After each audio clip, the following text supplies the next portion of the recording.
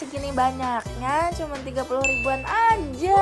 Ya bener, cuma 30 ribuan aja. Hai keluarga, kembali lagi sama kita berdua.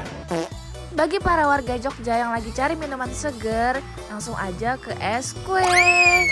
Karena di sini banyak banget varian rasa minuman yang bisa menghilangkan rasa haus kalian. Dan bagi kalian yang mau dapat harga murce kayak kita, bisa langsung klik tag lokasi di video ini ya guys. Lalu pilih menu yang akan kalian beli. Setelah itu kalian tinggal scan barcode ke kasir. Ini harga yang tanpa vouchernya ya guys. Kalau aku sih nyaranin kalian mending beli pakai voucher TikTok deh, soalnya dia lebih murce dan kalian juga bisa dapat banyak. Pokoknya dijamin gak bikin nyesel deh. Yuk para Gen Z buruan diserbu promo satu ini karena harganya murce banget ya. Oke guys, sampai sini aja, sampai bertemu di promo-promo selanjutnya. Bye.